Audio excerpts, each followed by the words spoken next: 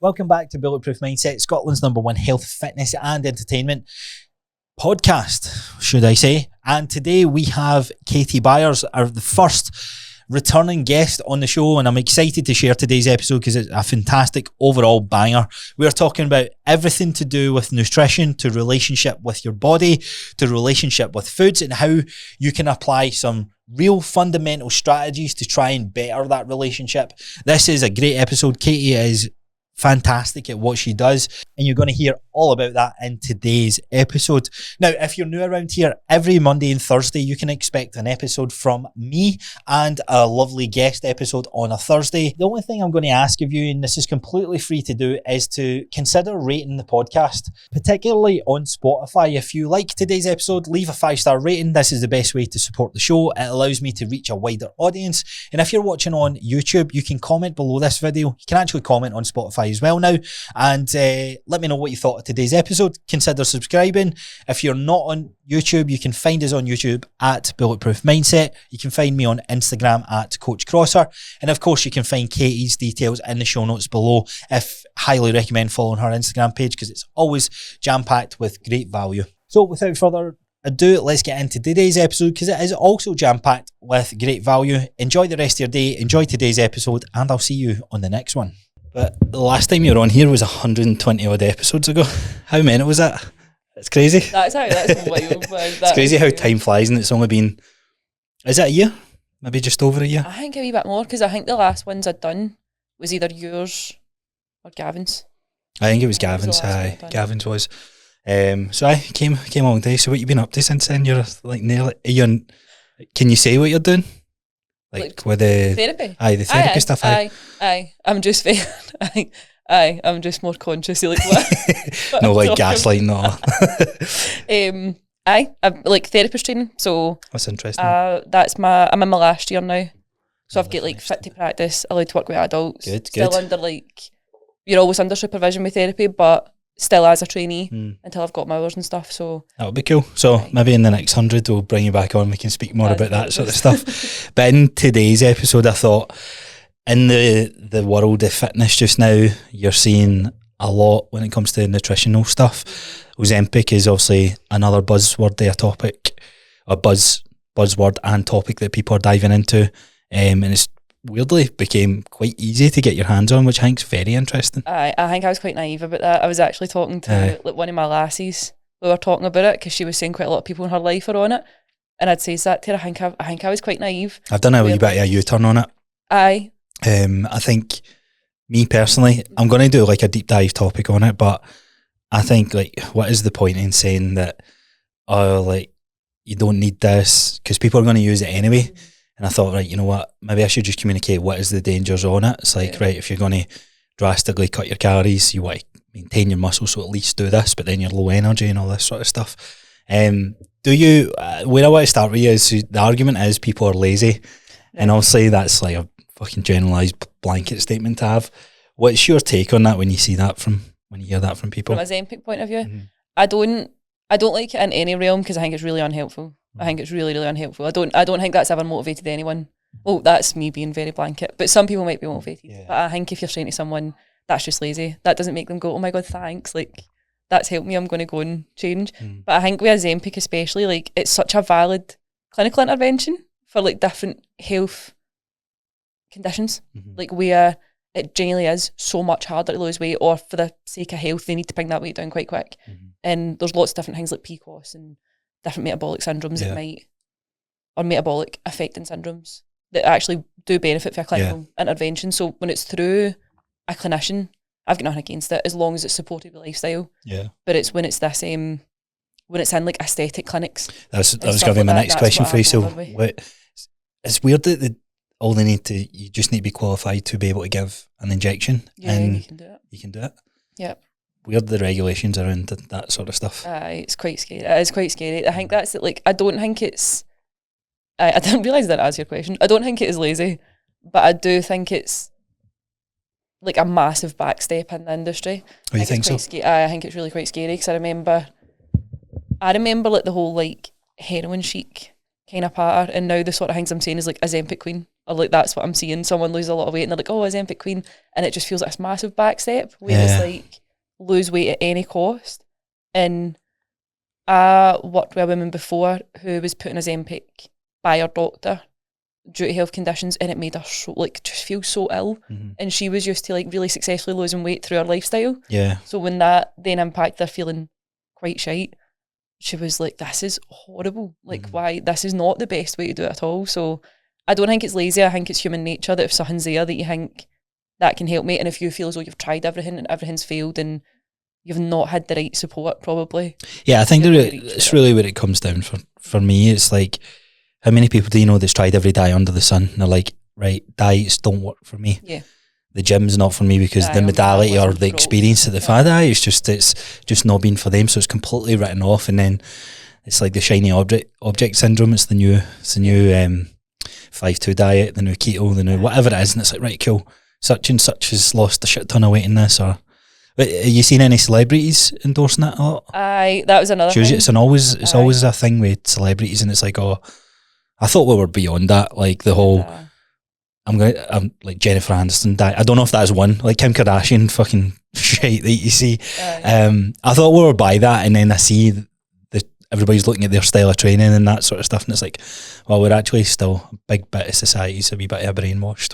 It's like the cycles, man. Like that's what like I feel as though quite a lot of the blathers I've had to do is like just general blathers is like how many styles are coming back that when we were at school.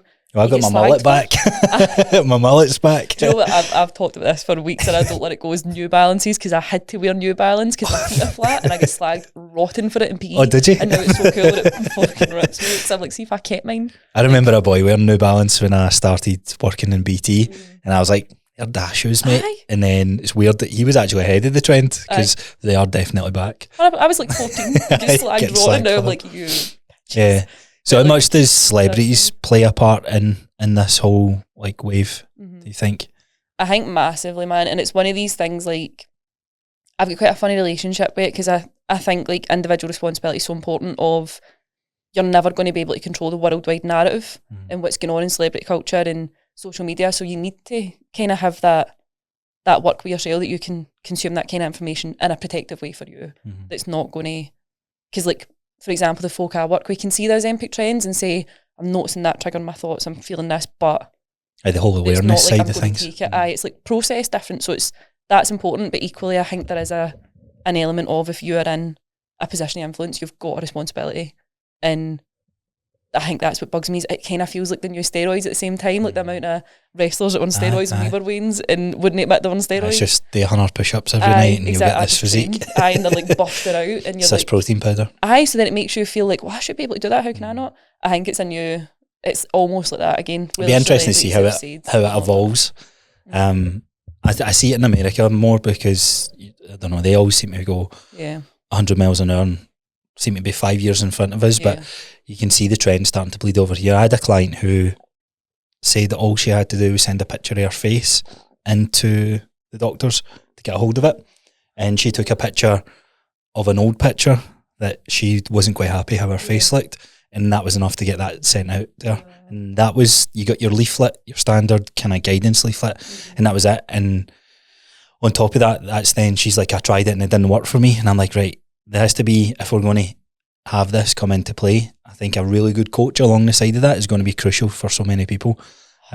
Instead of the whole, you're just not motivated, you're just lazy, you're just this and that. That's what I saw when it first came out. Yeah. And instinctually I was like, can't believe it, you don't need a fucking drug. And then I was like, well, check myself, human behaviours. So we didn't really dive much into this last time we had you on. This is why I want you back on, because you're like, I was gonna say, like top of the top of like when you dive into the relationships and the behaviours behind the clients that you work with and getting them to understand like their feelings behind things. And I think wherever you sit on this side of the fence, it's so valuable and so valid in your health and fitness journey, whether this is a weight loss, a fat loss, or just try to get a better relationship with yourself as a whole. How has that evolved throughout your coaching?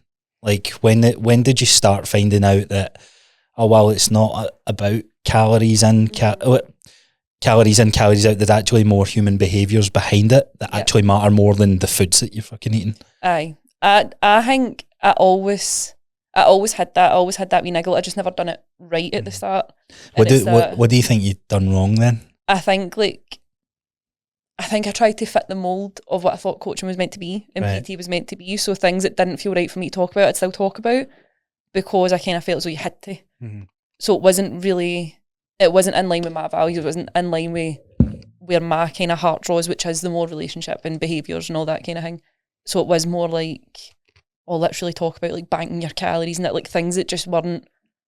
You're like creating disorders left, right, and just centre. so not relevant to my folk at all. But it was that way. I was new in the industry and felt as though you had to. And so that's where I think I went wrong. And I think everybody does it, is you try and just talk about what you're meant to talk about, and you see it with like, you can go on Insta and everyone's got the same reel, everyone's got the same post in a lot of ways. Talking about, and you're like, here's a low calorie this. And do you remember when it shifted?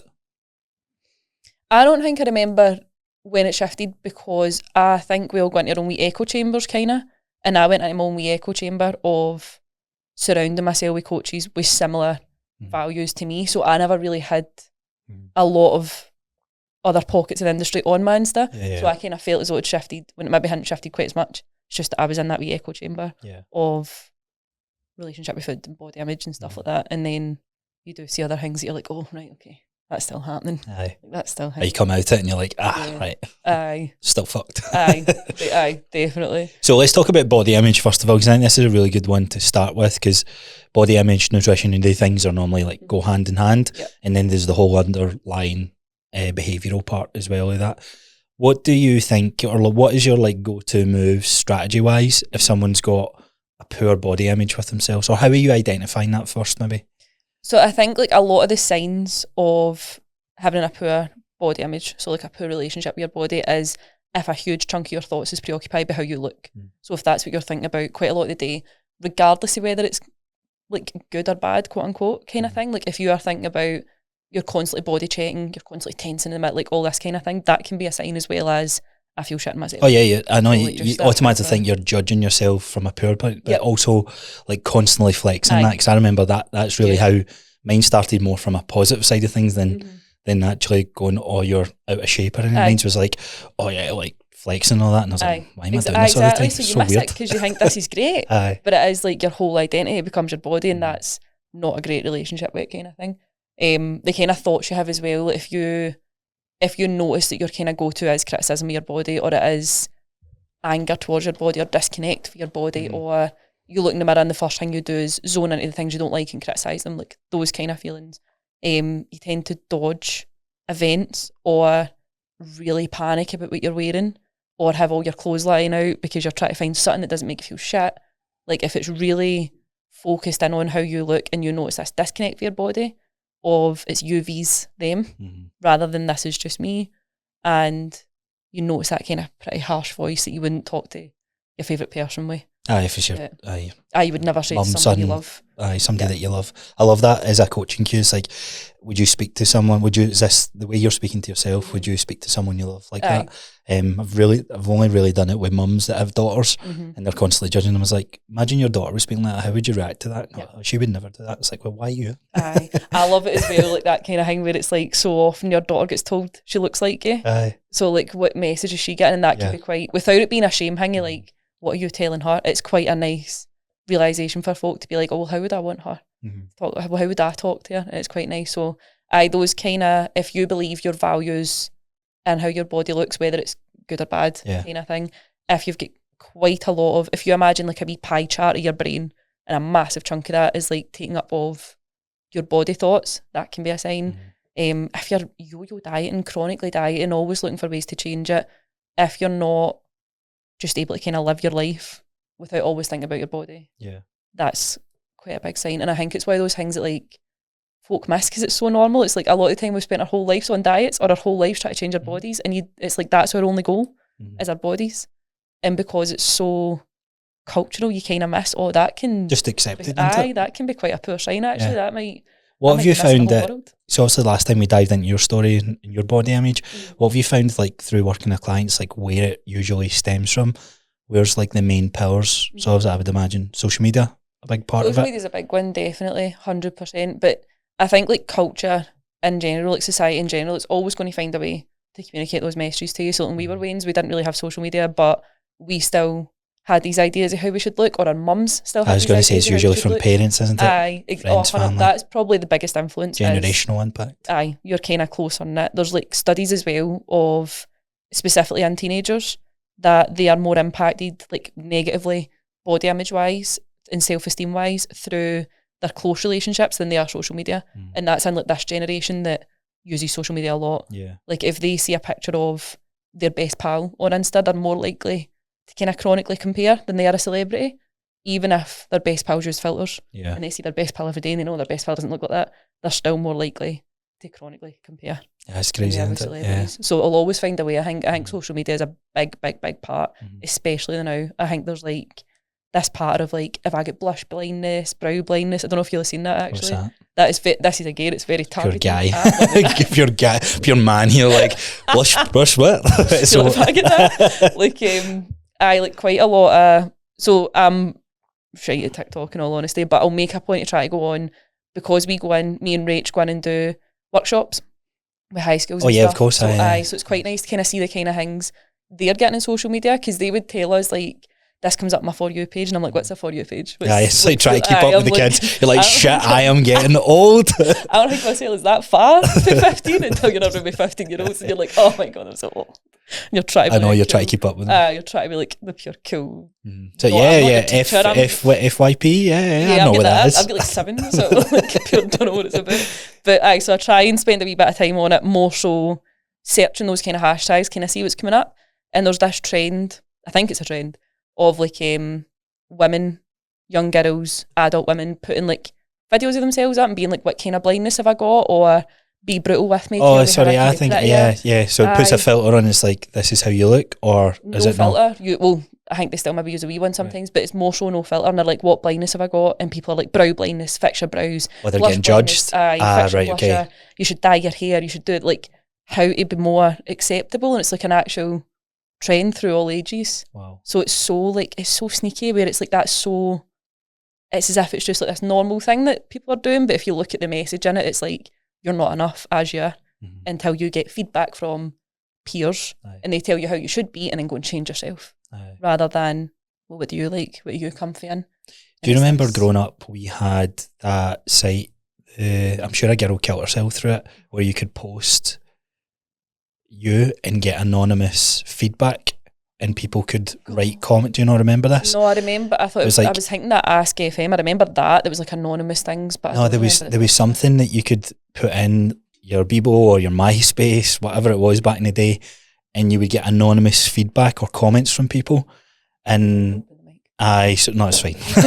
James isn't here. Like, he would sneeze, cough, everything. So I think the audience is probably used to it, ASMR stuff. But yeah, there was this thing where you could put in. I remember putting it in, and people were like, "Oh, your hair's stupid" or whatever. And I was like, I never thought my hair was stupid. But that's like now even more so because of the age of technology. And if you think about the reach as well, like the amount. That's insane. Of people, like this is, if I search that hashtag, or it now comes up on mine because I've searched that hashtag, because some of the young girls like told me about it, kind of thing, like that'll come up just recommended for me, and it's people with like hundreds of thousands of likes and comments that we would never have been exposed to that many people, and we're not designed to be exposed to that many people.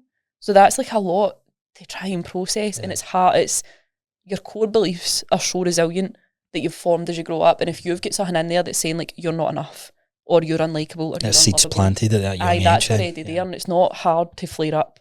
And if you've got this mass of people telling you, change this about yourself, this is too much, change that, this isn't enough, change that, like I would get a wee bit of filler, I'd do this. It's just feeding that and making it stronger and stronger. So see, from a human psychology perspective, why do you think we crave that attention? I think biology wise, it's a safety mechanism. Like we're built to need connection. Like as humans, we need connection for survival, kind of thing. So we now have all this research about how good it is for health and how good it is for mental health. Smoking cigarettes and stuff like that. Like reduces the risk of diseases like cancer and diabetes just by being more connected. Like it's wild. But I think biologically it's a survival thing. Like things like attachment theory and everything really lean into this idea of we need secure attachments, or we need connections with other humans to survive. And it comes for the time where we had like small bands kind of thing, like just our families and friends. Like our own wee kind of bands of teeny groups of people. And if you weren't accepted, you weren't going to get fed for hunts, you weren't going to get the protection of the crowd. Like you needed to survive, and that's kind of stayed in us. But we're now no longer exposed to just our bands. We're exposed to like millions of people online. The world. Yep. So do you think that connection is just as like, so like people posting these videos and seeking validation? Yeah. They maybe get this initial like feel good, like dopamine dump, whatever you want to call it. Yeah. Do you think that plays a part in health, or do you think it's just a mask or a facade? I think you're going to get a hit of dopamine for getting a lot of views and a lot of likes before you read the comments in those kind of videos, but you're still going to get that dopamine of loads of likes. But it's like, if you look at the two different kind of versions of dopamine, it's a dopamine we've not really had to like work for. So it just fizzles out and then we just drop in mood. So it's like, oh my God, I've got all these views. Oh, that's disappeared. I need to get more views. I need to keep chasing it. I need to do this. So it plays, I definitely think it plays a massive part. So you chase the wrong things. Yeah. So with that, like, what's the conversations look like when you're going into high schools? Quite curious, like how, I don't think there, like you said, there's ever going to be a fix for it. It's always going to play its way in. But what's some of the things you start speaking to these young girls about? So we kind of have like a loose structure we go in with of like points we want to hit and things we want to talk about. But then it's very much, we get a group and we kind of hear for them. So we quite like it being quite collaborative. This is where like I feel as I'm just trying to be like, I'm like a teacher. Like, I'm the cool kid here. Like I'm not up in front of you lecturing you. Like we sit together kind of thing, and it's more so like having a chat and we'll talk about different things and give them different like not workouts, like strategies to use, things like that. But a lot of it's around things like emotional regulation, because a lot of the time I can hear him. Cooper I just love him so much. Love him so much. That I've just thinking Cooper. So emotional regulation. Aye. So like that kind of thing where that can then apply to so many different areas. So if they do see something when they're on TikTok, rather than getting this immediate trigger of an emotion of like feeling, I've lost the word I'm looking for, like not good enough kind of thing, feeling inadequate, feeling less than because this person's like this and I'm not, maybe feeling jealous, rather than like the emotion setting off and then you running with it. Like we do a lot of emotional regulation of like, right, so something's been set off, let's figure out what it is, let's take a breath, let's take our time and then decide how we can respond in a way that's a lot more beneficial to us, rather than it being, I've seen this person, now I'm really jealous and I'm not good enough, so I'm going to go and change myself. So like as an example, like walk me through that. So is that one of them then? It's like seeing something, I really like the attention this person's getting, I'm not getting that attention, it's because I'm not skinny enough or I don't look a certain way, I've not got, my face doesn't look the same. Yeah. And then it starts to lead to that negative response, right? Yeah, aye. And we do a lot of stuff, we like, so a lot of the things that I would use with adults, we just kind of adjust a wee bit for teenagers. So we still do things like body functionality and body neutrality, and like how can we also look at how your body feels and how can we also look at what your body does for you. And there's like a wee exercise we do that I really love where it's like, think you like your favourite person, or another one we do is like each of them have a wee bit of paper with their names on it and it gets passed around the whole group and you write something you really like about this person that's nothing to do with how they look, and you just have all this evidence of like, there's all these different things that really matter about you that's nothing to do with your body. And it's the same with like your favourite person. You don't love them because they're skinny, you don't love them because they're muscular, you don't love them because they've got like great hair. It's never that. So it's quite nice to kind of help redirect. But I think it can be tougher as well because they are at a stage, they are always in peer groups all week, and they are always exposed to more people than they are choosing to be exposed to maybe, and they have a total different social media than we ever had. So it's quite, and you know what it's like if you're behind the trend of something, it's like you're automatically, you mentioned like those bands of community, so straight away you become this outsider if you're not on the trend. So it must be extremely difficult. 100%. And again, if you think like when we were at school, you still had stuff like lassies had Jane Norman bags and like that sort of thing, and like using like JD bags for your PE kit. Like that sort of remember thing. Timbies as well, the roll with Timbies. They were the best. They were the best. Powerful, man, they were so good. But like now it's stuff that's like bloody £600 jackets and stuff, and if you don't have it, it's like really quite brittle. Whereas like we get slagged for it, but I don't remember it being quite as brittle if you didn't have it. And it was also like you went home and you were home. Like we had MSN and Bebo that at that point you couldn't really access for your phone. Like you had to go on the computer. And if your mum was on the phone, you want to get on the computer. You couldn't use There's tons of barriers for us, which was probably it's a good thing for us. But I think we were one of the last generations growing up with that. Yeah. Have you thought about, like, when you become a parent, if you have a daughter or a son or anything like that, have you thought about, like, any of that, how you're going to manage it as a parent? So I don't want to be a parent. No, do you know? No, but I love being an auntie. Like I've got nieces and a nephew, and I love that. So I'm dead conscious with them, because it's quite scary how young you see it starting. Aye. Like really scary. So I'm really conscious with that and navigating it with that. So like, for example, my wee niece, she like obviously loves like her wee dresses and all this kind of thing.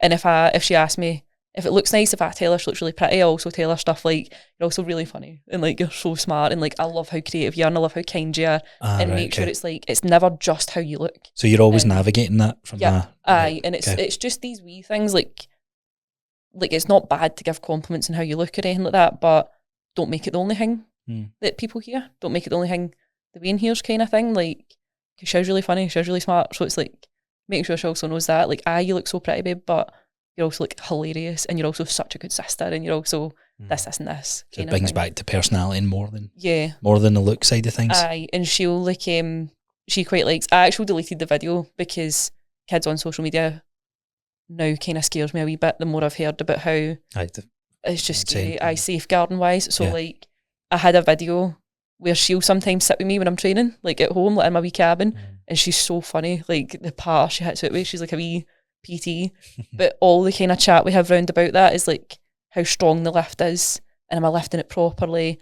And it's like she'll do a wee bit of lifting, and like William will do the same, like my nephew, all that kind of thing. So it's always like, look what our bodies can do, as opposed to like, oh, I'm lifting these weights, so then I look like this, or I look like that, or anything like that. It's a brilliant thing to do, because I think a lot, like you said, a lot of us growing up, and I'd imagine this is harder for women, it's like they're listening to what most people would be their role model, their mum, their auntie, or whatever it is, and seeing how they're speaking to themselves, or they're not happy with the foundation that they put on, or they're not speaking to themselves nicely, and it's like all around this try to look better.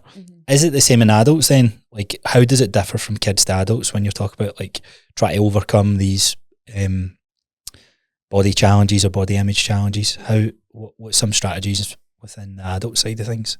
I think like the kind of difference is with kids, you can get in earlier now. Like, we've got a lot more information. It's that way damage has been done by generations above us being on diets all the time and us hearing it, but that's not their fault either. Like, they didn't know the impact. They're going through their own process. They are like aligning with society. They don't know they're doing damage at all. Like, most of the time people do damage, they don't even know it. So it's that way we now have this information that actually, if we just change the way we talk about ourselves near kids, and we change the way we compliment kids, and the way that we don't value them purely on how they look, the way that we don't value them purely on their achievements and all that kind of thing, you can get in early, and you can do a lot of proactive work that will make the biggest difference. And then with adults, there's some resilient stuff in us. I was going to say, do you think it's harder then? It's like, I actually think it can be. It's like the old guys and old women, it's like stuck in their way. Oh, aye. Yeah. Aye, it definitely can be. And it's that way, like, if you hear something enough, unconsciously, it's going to get really resilient in you. It's going to get really hardwired. It's ingrained. Aye. So it's so hard,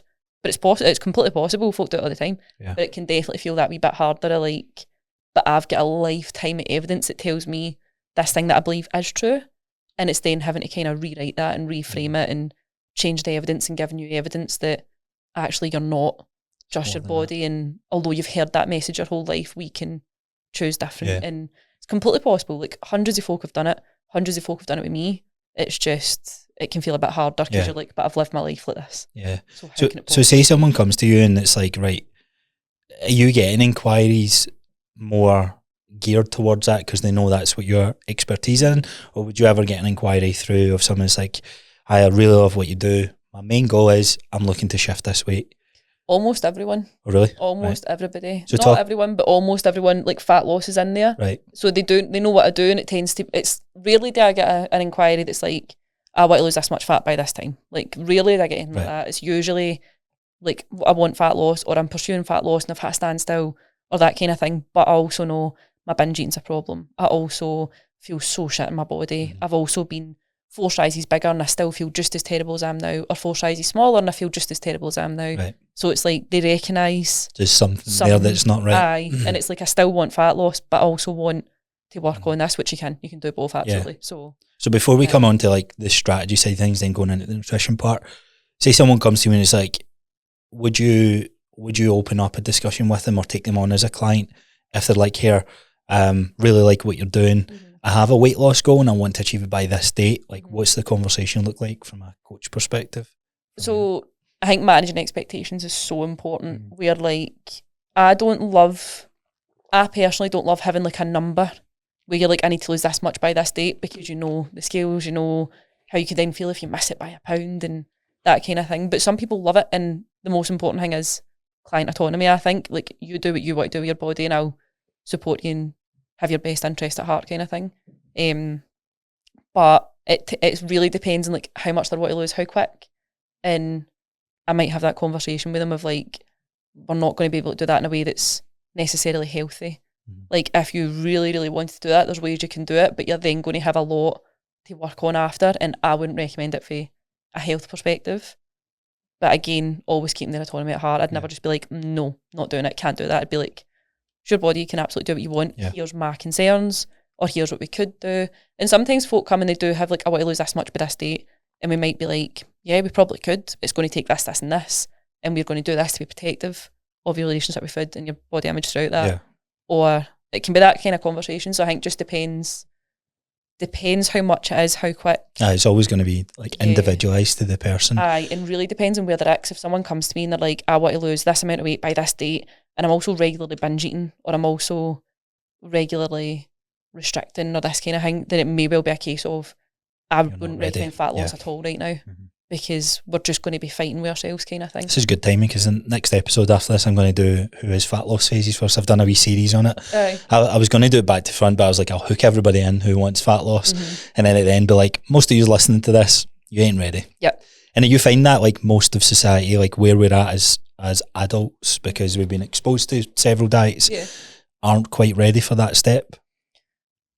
I think most people that I maybe talk to, but again, like they know, when I say binge eating, it's not like clinical binge eating, because that's out with our scope of practice, we shouldn't be touching it. But so explain the difference then, because I think that's quite important to touch on. Something people like willy-nilly chuck out the phrase, I just binge eat, and it's like, well, chill man, like there is levels. 100%. 2 Kinder bars at night, when they quite call it the bindage.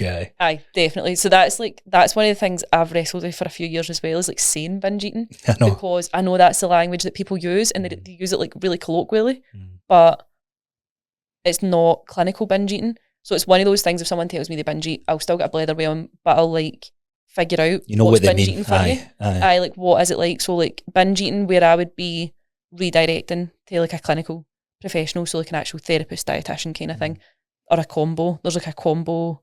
There's two people that I always recommend people in that situation, or if they've got an active eating disorder, go to. They're phenomenal. Their name's Becca and Roslyn. I can like send you their stuff. It sounds good. They're so good. They work like together. We get them on the podcast. They work together as dietitian and therapist. That's a brilliant. They're Irish though, so you need to look at Zoom one. But fine. they do like a combo, and that's where I redirect people, is either your GP or these two. They're phenomenal.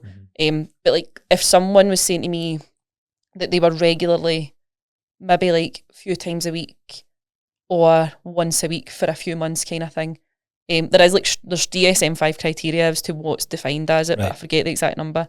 But if they were doing it quite regularly, if it felt like a complete loss of control is like a massive one, where it can almost feel like a bit of a blackout, or it's really compulsive that like you cannot stop, as opposed to like it might feel a little bit out of control, but you could stop. Like binge eating that needs clinical intervention, you feel like you can't stop. It's like compulsive. So I'm really interested in that. Because see, weirdly enough, I have these binge. Me personally, like, I think it's ingrained in me from my bodybuilding days, right? Where so restrictive, and then I'm like, oh my god, I'm going to have that, and it's like, I'll just eat this quickly before Jillian comes home, because then she doesn't know. And I actually catch myself, and I'm like, and it's got a couple of your posts that you'll put up, and I always think about you when I'm eating like hundreds of food, and I'm like, wonder if this would be classed as what Katie talks about, like seeing that wee thing, like the wee sort of, I'm like she always put up that wheel, like how are you feeling? And I always try and check myself, and I'm like, I'm a wee bit stressed, but I just want to eat. And I'm like, well, so I recognise it myself, but through behaviours and constantly working in that, what would be the clinical intervention with that as an example? I know that's not something that you dive into, but like, do you know what's some of the stuff that gets worked on? So if it was like binge eating cycles, for one, I think the first point of call would be like kind of understanding the pattern as to whether it's binge eating disorder, whether it's like a restrict binge. Because the thing with binge eating as well is like clinical binge eating, it doesn't necessarily matter how much you're eating. It can be like a really small portion of something, but it's that loss of control that characterises it rather than like hundreds of food. So someone might be having like quite a small portion of something, but it's completely out of their control. That could be classed as binge eating. But one of the there's some things that I still do with disordered eating that would be used with eating disorders. So things like regular eating is so important as well, because with binge episodes, whether it's clinical or non-clinical, there is like a physiological element period, and a psychological. So like that, what's going on when you're binging? Like, are you stressed? What feelings are coming up? Is something happened? Is it at night when actually you're sitting with all your feelings? Is it because you've had an argument? Is it because you've had bad feedback at work? Like, what's the psychological element? And then there's a physiological, where if you're going long periods without eating, if you're so busy through the day or you forgot to eat, you're going to have that physiological push to eat a lot of food in one go, kind of thing. Or if you're not eating enough, or you're not eating like satisfying foods, so you could be eating often enough. And bodybuilding comes into my head because the whole like rice cakes, chicken rice, like things that make me so sad if I was like eating that all the time. You could eat millions of that and still not feel satisfied. So like that's really important as well. So like they would look at psychological, physiological, but in terms of like clinical with eating disorder, it's a psychological condition kind of thing with physiological manifestations kind of thing. So it needs that in-depth work with someone that's their scope of practice. So there is like there's a spectrum of this is disordered eating, this is eating disorder.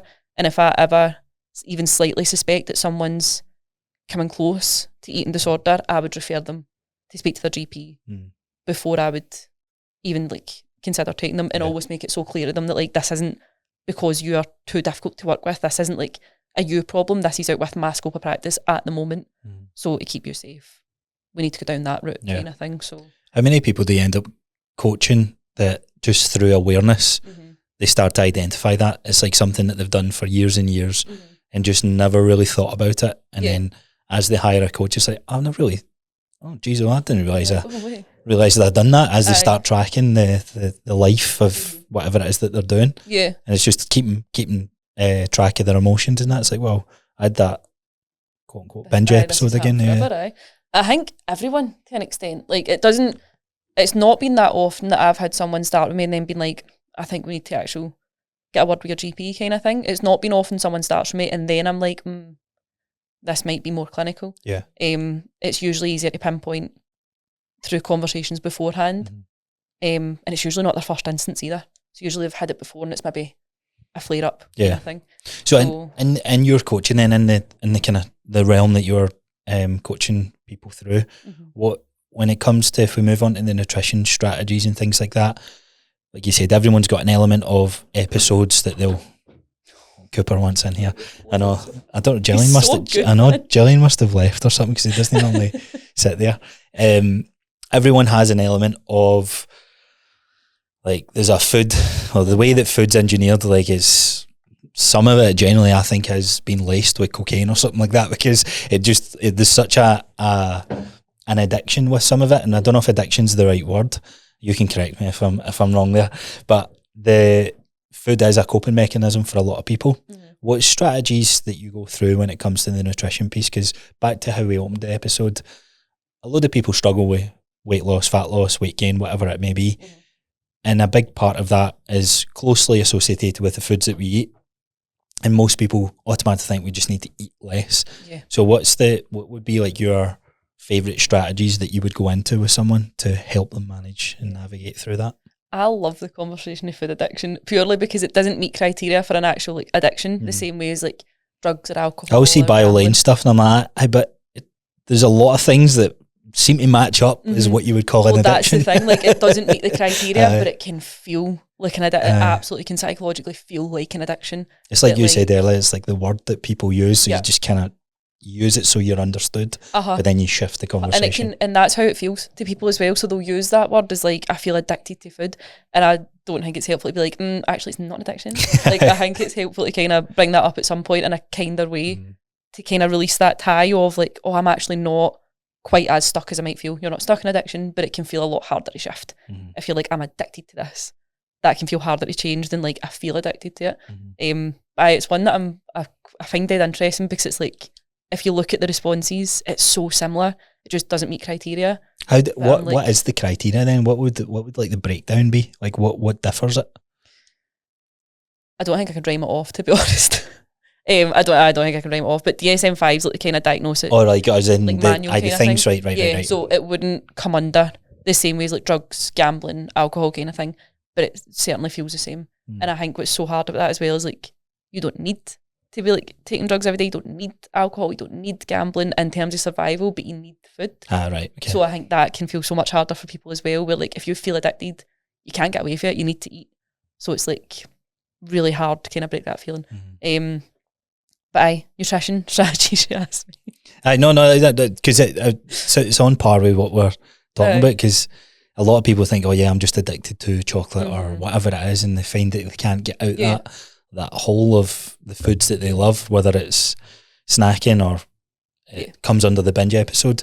So on the nutrition piece then, the lack of motivation in people, like the words that I think a very small percentage of people, the whole speak to them poorly, and that will work for a minute number of people, but for majority of people, it's just numb to them. It's like, like you already know I'm a fat bastard, or I'm not in a good place, like I know, and because they come to accept that part. How are you navigating that with someone then that's kind of accepted that, or really struggling with the foods that they eat and also the lifestyle that they're living? Like, where does it start? Does it start with the cues that you mentioned earlier on? Like, how do you feel? Like, pay attention to your emotions, what you're happy with, or do you automatically go down the positive route? So I try and go down quite a neutral route. So it's that way I use a lot of like positive reframing kind of thing, but I hate toxic positivity so much. So like if someone comes to me and they're like, I feel absolutely terrible and I feel this and I feel like that and I know I'm this, I know I'm that, and I'm just like, no you're not, you're amazing. Like that's going to have as much an impact as like calling folk a lazy bastard and go and do it. Like it's clashing with what they're believing too much, and it's just, it can feel quite invalidating. Like if you think about, if you're like, oh I just feel so overwhelmed, like I'm so stressed, and folk are like, don't be stressed, you're doing great. You're not like, you're like, oh I feel brilliant, oh thank you. You're like, that's helped so much. So it is more so, I think the way I kind of work is like, it works really well for me in terms of like neurodiversity wise, you tend to have like special interests and stuff. Mine just happens to be all the things I work with, so I've always got like a million tabs running in my brain when I'm talking to someone, not while they're talking to me, after, where I'm like, right, these are points I want to check in with, and then funnel it down and simplify it, because I think that's where we go wrong as well. When someone first starts with me, I'm not like, here's your plan to go and do this week, tick these boxes, do this. It's more so, week one, let's settle in, let's collaborate, let's get a blether each day, see where we're at, and it's more so getting an idea where they're at and then creating really simple, accessible things to do to start changing that. So it can be as simple as, if I notice, because I'm always looking for food drills in week one that might be running in the background. And if we figure out the food drills, it could be as simple as, right, let's change the way you actively talk about food. Let's make a point of having something to eat every 3 to 4 hours, even if it's not like a big meal, even if it's not loads, every 3 to 4 hours. It's usually dropping the guilt, dropping the shame first. Right. Because that's, so is that what they blethers look like? Like what would that normal conversation look like on like week one, or whoever it is that you've got? Like, are you just, how's things going today? Or is it like a checklist that you're trying to cover off? So I work very kind of like client-centred in terms of, I kind of have a flexible structure in my head of pinpoints I'm looking for, but it's very much what's that individual needing. Right. So when I first have a call with someone, it's so casual. Like I always tell folk, like lie in your bed if you want, like show up in your jammies, get a cup of tea, get up and move. Like it's so casual. You're not. I like the frame of it's a blether. And you have a coaching check-in. It's just my anxiety's through the roof already. See, I'd be like that. See, when it's like you've got like an appointment, I'm like, oh no. But if you're just having a wee blether, like chill, you're fine. And it is more so the first one I'll be like, so tell me a wee bit about where you're at, like what's life look like for you now? And usually that opens up quite well. And then I might have to funnel down some questions about what's food looking like, how do you feel around it, what's your feelings around your body, what's your feelings around your brain. Yeah. But I think like in my kind of area of people I work with, majority of people are neurodiverse, and a really common thing you find is like self-awareness isn't an issue. Like a lot of neurodiverse people are self-aware. So self-aware. So I don't have to ask a lot of questions sometimes in a first call. It's more so what you do with that awareness that kind of sticks people. So a lot of the time if someone's neurodiverse, not always, I can literally be like, tell me where you're at. And they kind of know what I do. They've followed me for ages. They've chatted to me for ages. And then, so they're like, oh, right, so here's how I'm feeling. I've got like a wee inquiry form that has a few prompts that I ask them to fill out first, just to get your brain going in the direction of what we're going to be looking at. So I'll maybe ask like, what's your kind of strongest thoughts around food now? Or what would you say is your biggest issue around food? Your biggest issue around your body, biggest issue around your brain, they kind of things. Yeah. So it gets them thinking about that. And I'll kind of ask them, what's your day-to-day like? Like, what comes up in your brain? What are you feeling like? And then in week 1, we kind of have a bit of a structure of, I'll have like food rules homework, I call it, where each day, and you might not notice them every day, but if you notice thoughts coming up around food, like, shouldn't be eating this, it's after 8 o'clock, I shouldn't eat, can't have a takeaway, it's Tuesday, like, I'm so greedy for having that, I shouldn't have ate that, I need to finish my plate, just make a wee note of it, and we'll kind of see themes that run through, and then we can pinpoint rules. Do you just get them to send you that, or like keep so I do use an app, but again, a lot of my clients don't bother with an app. It's mostly as long as they're tracking it is the main thing. And the majority of our work's generally done through like voice noting through WhatsApp each day, as opposed to the app. But the app's just like a wee place they might track their thoughts that come up. Yeah, and then we look for themes in that. So talking about the main chunk of this topic about the neurodiversity that you have within the people that you coach, how does that differ from a nutrition standpoint to maybe your other clients who wouldn't, I don't know, what's the word, like not neurodiverse, neurotypical. I didn't want to say something that would offend. I do that, and I've got a wee bloody mad head. I'm still like, what phrases do we like? Like, am I stepping on your toes, or have I offended you? Because sometimes I'm like normal brains, and I'm like, oh no, like no, that it's like, oh fuck, like, I've just done that. That's because of what we grew up with. Exactly. You're like, is that okay? So what's the differences then? What was some things that you see on specific types of challenges with individuals with their nutrition compared to others? So a lot of the things that, like, I think a misinterpretation that can come with neurodiversity is as if you've got like otherworldly behaviours, but sometimes it can be like things that everyone does, but in a higher spectrum, a higher intensity, to the point it can be quite debilitating or like a real issue. So like, for example, neurotypical people might emotionally eat, so neurodiverse people, but we also might stim with food. So like me footing, when I came in, I was like, oh, should I have brought something to foot away? Like, that's how I kind of need to move. ADHD wise, I need to move. Autism wise, different neurodiversities, people stim. So me fidgeting is stimming. People, like my nephew just makes noises, that's stimming. It's like a way of self-regulating. It's a way of reducing anxiety. It's a way of soothing. And it can just be like an ongoing thing. And a lot of neurodiverse people use food for that. So that's something to like be really aware of as well, as opposed to it being like a stop doing that. It's a symptom. What's that attached to? Like, do you see it's more common in people that have ADHD, or is it more uncommon, like, what, or is it just like a blanket across the board that just sort of wavers? I'd say stimming wise, what I've come across with food is more significant or more intense in autism, right, or ADHD. So more these kind of ones that are more characterised by sensory kind of struggles or sensory focuses, sort of thing. So we might stim with food. I've never been a food stimmer. I'm more a like stress starver, but a lot of people will stim with food, and it's a self-soothing thing. So that's something to like be aware of, is that it can be quite compulsive, but not be binge eating. It can just be like this is like, I'm realising I'm soothing anxiety here, so this is what I do. Yeah.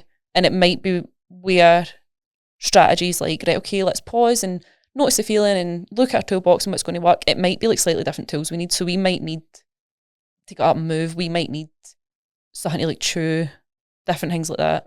And like then the sensory issues can be a big one as well. So like textures, tastes. It can change day to day. Yeah. So like, imagine. So you could genuinely be eating something that you love and then all of a sudden hate it to the point it's going to make you sick.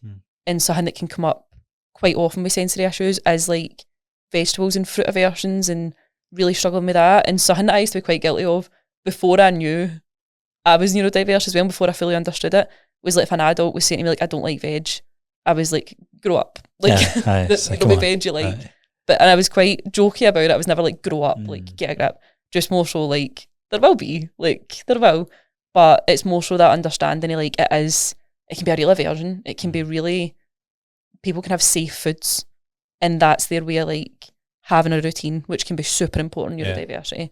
That's a routine. So stressful to move away from that, so stressful to change that. So it needs a wee bit more patience, compassion, experiment, like allowing that space for like, let's try it. If we hate it, cool. Rather than, you should be eating this. Why are you not eating this? Why are you not ticking your boxes? Do better this week. Like, so this is where I'm quite curious with this, because it's, you mentioned like toxic positivity, and obviously body positivity is like acceptance and just like where you're at. But how do you push back on, or how do you balance the relationship with an individual that kind of needs to be guided forward? Do you find that there's, because my whole argument, or my whole like challenge with this is, I see a lot of people will have something like ADHD, and it's like, oh, it's just my ADHD, and it's like, are you working on it though? Are you working on it, or is it just been accepted? Is some things, I would imagine some things do need to just be accepted, or can everything be changed? I think personally you can find a workaround for almost everything. Right. But it really depends on the stage people are at as well, because it can be so hard. So hard, where like, I know my days, 99% of the time I'm like, I have these things and I use them to inform my actions. So like, for example, like if I'm quite sensitive that day, rather than, all right, well, I'm not going to come in and train my clients, I'll put a hat on, and that kind of means I don't sit like this, try to block out lights and stuff, like that sort of thing, and it just helps. I can then go on with my day. Little coping things. It's like finding tools. So I think there's a lot of workarounds, but there may also be times for people where it's generally like, this is a no-go for me today. Right. Like, I physically cannot do this, but I do think, and it's a hard one to word, because I've got a real issue with like individualism, of like, everything should be individual responsibility, and like, you should be able to change this and you should be able to do that, especially like developmental things like autism. Like, you can find tools, but I also really do just trust people when they tell me I cannot do this today. Because where I'll also encourage, like, that's absolutely fine if we can't. Like, what can we try? Like, can we try a wee bit of this? Can we try a wee bit of that? I'm also not going to be patronising of like... You mentioned that, you said compassion. I think that's huge. That must be probably one of the biggest traits you would need to have through helping, or even as a coach. I mean, I see some coaches definitely don't have any compassion, but surprised they get the Andrew Tates and the David Goggins to them anyway. So like, that's they attract the clients that they're looking for. But I'd imagine compassion is a big thing with that, because it's like, you know, the benefits of moving your body, for example. I'd imagine the challenge of someone saying like, just not in a good place today. I can't do this. And that's what I'm trying to like understand, like, how does that conversation look? Because I think we can all be guilty of it at times. It's like, we know what's good for us, but we're like, I'm not doing it today. And it's, how do you navigate the journey of kind of doing something, or doing something that's maybe a wee bit better, or just chalking that up to a day that's like, here, that was Tuesday. Let's move on to Wednesday. I just needed that day.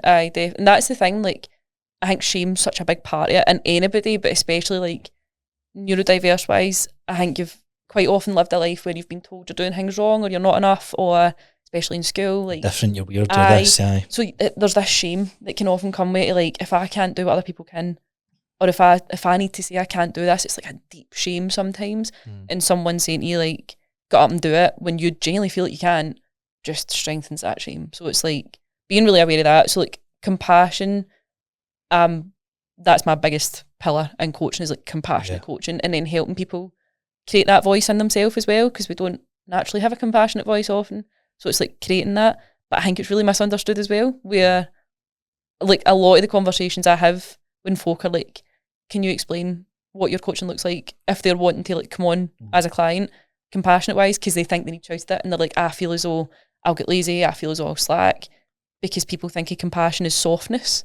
Whereas, like, it was Dr. Kristen Neff that's got this kind of visual that's always in my head of a mama bear, and it's like the two sides of her. So you've got gentle compassion and fierce compassion, and we need to have both elements. So like gentle compassion's all about accepting yourself and being kind to yourself and soothing yourself, not shaming yourself, like not harshly judging yourself. Whereas fierce compassion is like taking action for your well-being, like taking action in the world. So we need both sides of it. So if someone's sitting there and something quite common in my clients, like a really intense depression day, like really bloody hard, especially from a trauma-informed perspective, if people have been through really traumatic things, it's maybe like a day that's quite triggering for that or anything like that, like having those sides of compassion of that, like you're not doing a bad thing here, like you're not failing, you're not like less than, like you're not doing anything wrong, like it's all right, like I hear you, no one's judging you, or I'm not judging you, people will judge, whatever, but like I'm not judging you, this is okay. Like what can we do then? What do you need today? What's one thing we can do?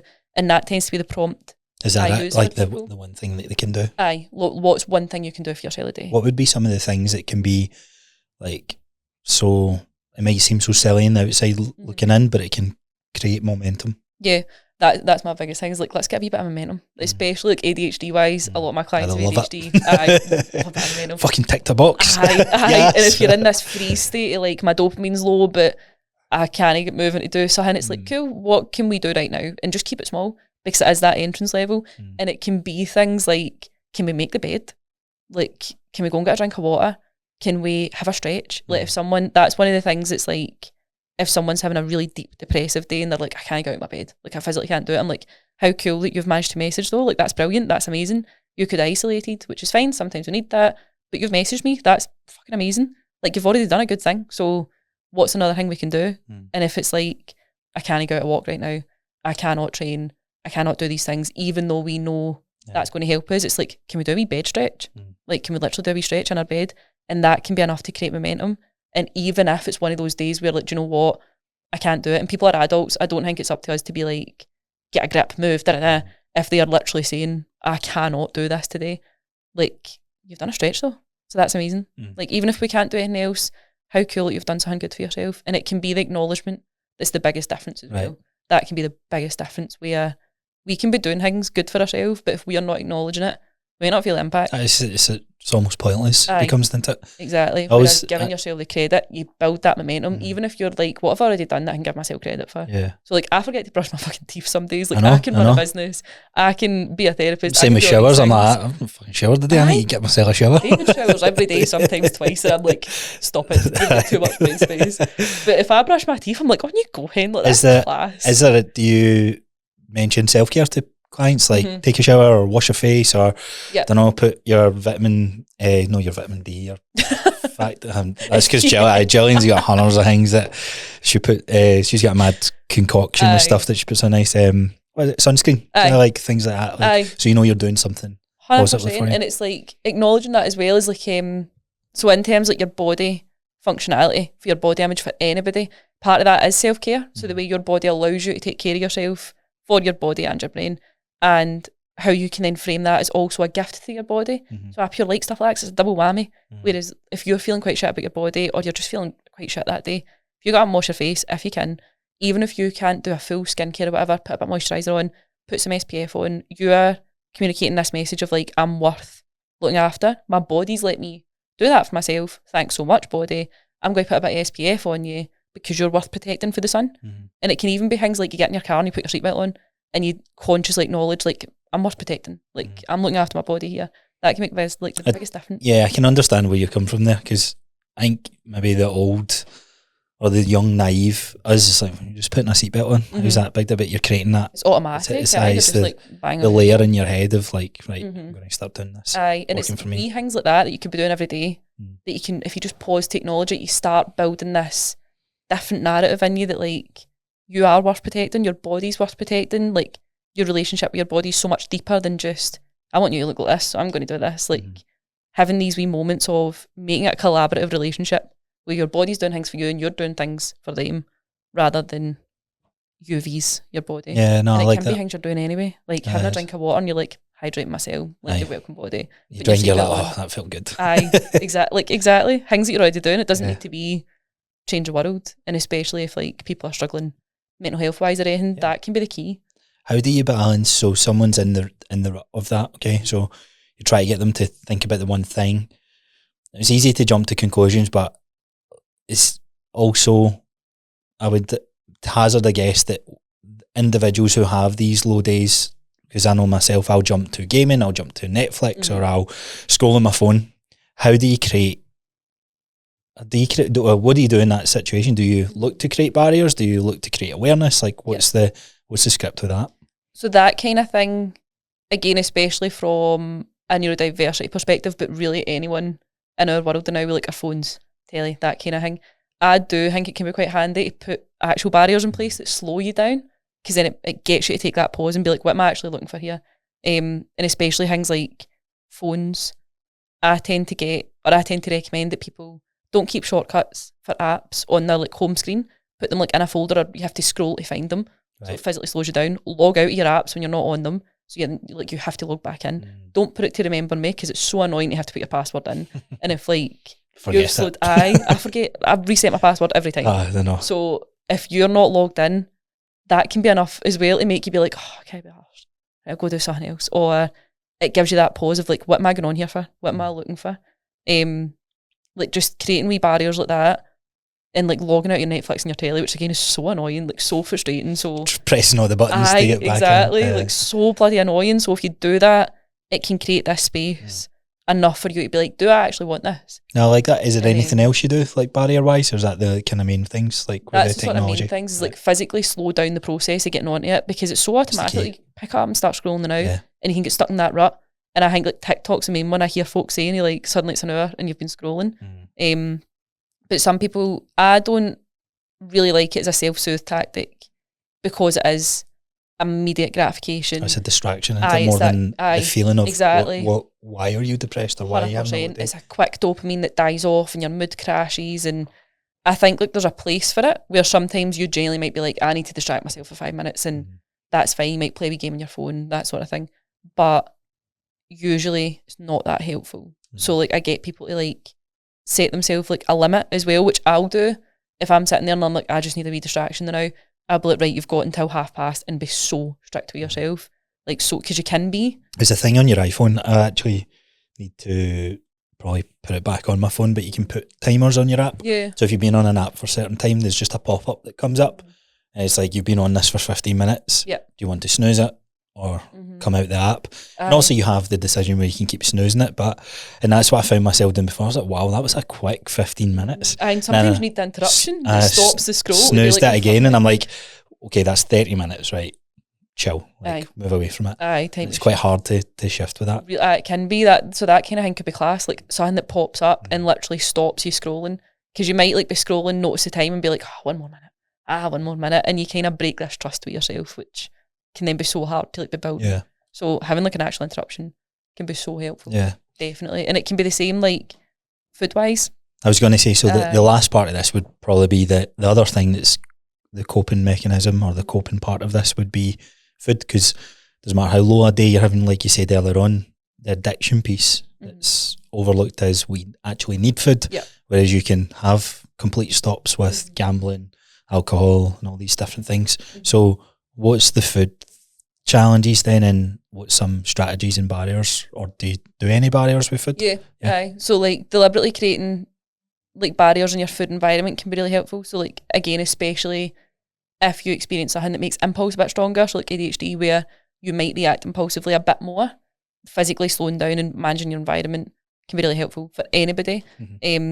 So again, I don't like the narrative of like you shouldn't use food for your emotions, because food's got a million purposes, not just your fuel. You've got like joy, connection, like celebration, and emotional soothing. Like it's a great comfort. It's just if we use that all the time, or we do it mindlessly, like automatically, impulsively, or we do it to like push feelings down rather than kind of get a wee bit of comfort, that's when it's a problem. So managing your food environment, I think, is so important. And again, it's one of these things that took me a wee while to find my way with, because I don't like the idea of like, oh, I can't stop eating chocolate, so I just don't have it in the house. And that can be problematic. But I also think like you don't have to have it right in front of your face though. Aye. That's not me replying to them being like, buy it and don't put it. But it's all right to not have something right in front of your face and put yourself through the process of like, right, I need to. Aye, because what that's done for me personally, like I've not had the food in the house, and then when it's in the house, I'm like, okay, that's now giving me permission to now eat 5 of them because it's in the house. Yeah. It's like, well, why don't I have them in the house and try and work on a bit of control around it, a bit of self-control, and then understanding what's going on, because it allows you to, it's like the awareness side of things is kind of going, geez, I didn't realise every time I'm just doing this out of habit, because I've just went the last 5 weeks without having it after my dinner, but now I've finished dinner, I'm like giving myself 10 minutes before I'm reaching for that thing. It creates that empowerment to like, I'm choosing to have this rather than I'm just automatically having it. And it's one of those things like when people say I can't have it in the house or I'll just eat it all, I'm like, that's one of the things we're going to work on, because instead of just avoiding it. Like for example, like crisps, I'm not fussed on anymore at all. Like I'm just not fussed. And I might reach for them if they're in the house, even if I don't really want them. So it's that way, like, I might not buy them often, because I know I don't sit here and be like, I could go a packet of crisps. Yeah. But if they're there, I might grab them at times. So that kind of thing where you're like, not fussed about it. Like there's no need for me to actually have it. Cool, don't have it in the house, unless you decide you want it one day. Yeah. But if it's foods that you enjoy, and you don't want to live your life without, we don't want to have this thing, which is quite often that I've seen coaching-wise, it's like, just don't buy it, don't have it in the house. And it's like, I know it's really. It's like almost one strategy that can be used as a tool, but also understanding like why is it like you said, like have we ever tried to work in this, because I'd imagine if it's a common food like chocolate, you're going to have kids one day, or you're going to have nieces and nephews, you're going to be at a family thing, there's going to be that thing there. Christmas, like it's like, Easter for me, like I'm like, okay, I've got like 3 Easter eggs in the house, and it's like, right, how do you navigate that conversation? Exactly. There's so much they can go into. Putting a plaster and dodging. But like environment wise, I think something that can be so helpful, again, especially impulsivity related conditions wise, is like if you've got things that you feel like you tend to overeat, just don't keep them like right out in your eyesight. Like in your eyesight, keep things that are more nourishing that you want to be reaching for. So like what's an example then? Like, are you talking about where the things stored? Where you store them in your kitchen, like put them in the back of your cupboard. Like make a wee barrier that takes you a bit longer to get to them. No, the bedside table. Exactly. just don't even need to go to bed today. Exactly. Just put them somewhere that like you're not hiding them for yourself. You're not hiding them for people. It's not a shame thing. It's more so it's going to slow me down a wee bit. So I've got a wee bit of time for this impulse to not be as strong, for me to be like, do I actually want that? Like, what am I going for this for? And if you do want it, amazing, have it. Like, that's class. But you might also notice, I don't really want that. I'm just looking for something to do because I'm bored, or I'm actually really stressed, or I've just had an argument and I'm going to like turn to chocolate for that. So it's more so like your food environment, because hunger is also psychological and can be triggered by, you see the McDonald's advert at 11 o'clock at night and you're suddenly like, I want McDonald's. Like that kind of thing. It's psychological. So if you have that food lying out, you might not actually want it, but you see it, and then you start that battle of, oh, I'll have that, but then you're like, no, I shouldn't. And then because you've told yourself you shouldn't, it's don't push the red button effect, and you're like, oh, but now I really want it. It's super challenging, yeah. So it's like managing. You mentioned their shame. So shame's a big thing. Yeah. How do you even navigate that with a client? Because shame can lead into like secret eating and all that sort of stuff, which for coaches that are listening, if you don't kind of have the empathy or the compassion side down, like you need to create that trust so someone will speak to you about it. But even at times I've kind of seen clients and I've had to kind of remind them, it's like, here, you're not judged for whatever foods that you have. Like some clients I could even, before they've came into PT, I can smell the McDonald's, for example, and I'm like, how do I even, it's like, right, let's just neutralize this conversation, like, oh, how's things been today, and see if it comes out. And some clients haven't felt they need that, and I've kind of looked within, like, right, how do I change this? How do I be more upfront with, like, let's be open and honest with this. What have you found in the neurodiversity side of things, that when it comes to shame, is shame more amplified, or do you think it's more or less the same? I think it's again generally, I'd say it's a bit more intense, but again, there's always exceptions, and I don't think it's a case of like, if you're neurodiverse, you're always going to feel it stronger, you're always going to feel shame stronger. But I think there's just different things that everyone's felt. Everyone's probably felt a bit of an outsider, everyone's felt not enough, but it just might be a bit more intense because you like fundamentally feel different, and you fundamentally feel like you behave different all your life, so you're learning to mask and hide those things. So it can be a bit stronger. And it can be a case of like, I honestly think the relationship's the most important thing for that, whether it's therapy or whether it is coaching or whatever environment, the relationship's most important, because shame is so destructive. Like, shame's an emotion that I think halts change. Guilt can be helpful. Guilt can be sending us feedback of either we've done something that clashes with our morals, or we've done something that's clashing with a rule that we've got, and that rule might not be helpful. So let's find that rule. So it might not be I feel guilty because I've done a bad thing. It might be I feel guilty because I've went against a rule. Cool, what's the rule? Let's look into that rule. Is it helpful? Is it fair to feel guilty? Let's look at it. Whereas shame's more so like, you're bad. Yeah. Guilt's more so like, you've done a bad thing. And might not be a bad thing, but it feels like a bad thing.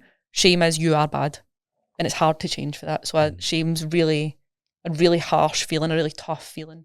And I think the relationship's the best place to start breaking that down, because you can start rewriting those messages. You can start creating different evidence in you. So like, for example, one of my lassies a day she messaged yesterday, and she was like, Katie, please don't judge me. Like, I can't remember how she worded it, but she was like, please don't judge me. It's been pandemonium at work and I'm going to order like a McDonald's and I'm too embarrassed to put it in my food diary. And then said, because she's then told me that, it gives that opportunity of the day to be like, listen, like that's all right. Like, you've not done a bad thing. Like, we can have a wee reflection on it and see, how did we feel about it? Did it feel helpful? Like, do we feel as though we could do something different next time? Could we be prepared for really busy days? So we've got that option. If we don't really want a McDonald's, we don't really want to get something in, we've got something else that's easy. Like, we can use that reflection and be compassionate with ourselves, not be like, I'm a dick, I shouldn't have done that, I need to be different. It's, right, okay, yeah, that happened, that's fine. How do I feel about it? Do I want to do different next time? What will I put in place to do different next time? But the relationship gives that place of like, that's fine. Like, you've not done a bad communication, thing. yeah. Aye, like, you've not done a bad thing. Like, how cool, you've told me, class. Let's store that as evidence that you've done something that for so long has felt really bad, and nothing bad's actually happened, and you're actively being told you're not bad for having done that. Like, that's okay. So let's build different evidence. I love your explanation of like shame and guilt, because you, like, I was going to say, like, you feel you're shaming yourself, you're feeling guilty, but you're right, guilt gives you that opportunity to go, right, what am I guilty about? And most of the time, I'm like supposed to be trying to lose fat just now and get a wee bit more calories, like, and then you get to a deeper root of that.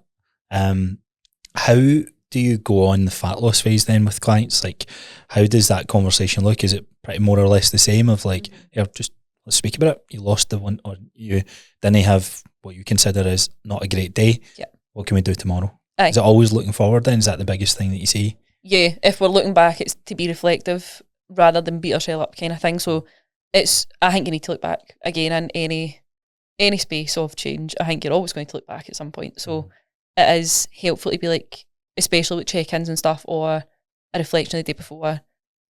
The main thing is, I'm not telling you what to do. I'm not here to dictate to you. I'm not here to be like, shouldn't have done that, do this. It is to help build you into like coaching yourself, realistically.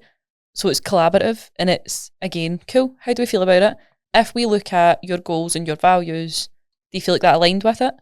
Are you happy with it? Do you want to do something different next time? Cool. What would we do different? What could look like a more goal-aligned approach? And sometimes it will be like the McDonald's. I feel like really, really wanted it, and actually that helped your adherence, because you're not sitting there being like, oh, I'm having this meal instead of a McDonald's and I'm not enjoying it and I wish I had the McDonald's and it's all I can think about. If we really wanted it and we have it, that can be really conducive to fat loss, because we're more likely to adhere. It's hit the spot, feel great, back to whatever we're doing next.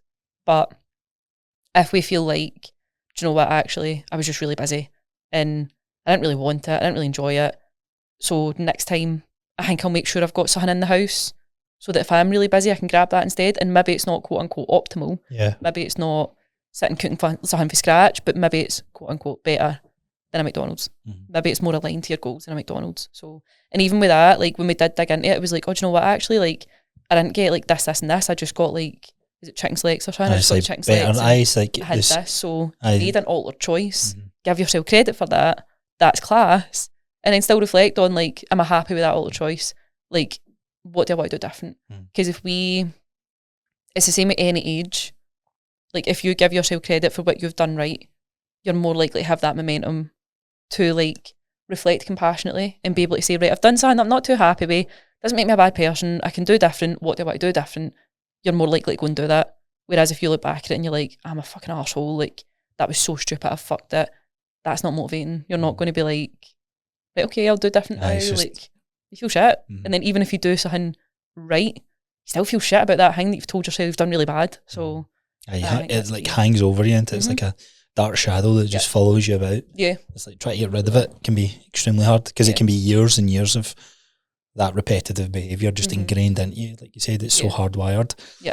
What do you have any like nutritional pillars around? Like, what is like the go-to things that you kind of like blanket across the board that seem as generalizations that you can, you know, you're trying to make a start with to improve someone's health and fitness or whatever? Yeah. So psychological side of nutrition, which will then still play into the physical, is like unconditional permission to eat is a must.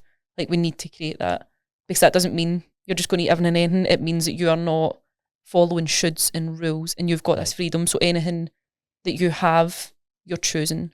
And if you didn't choose it, you're not too happy with it, you're not beating yourself up, like, you're always moving forward. Yeah, so what does that looks like for an individual that's like, there's nothing that you can have, there's nothing that you should have.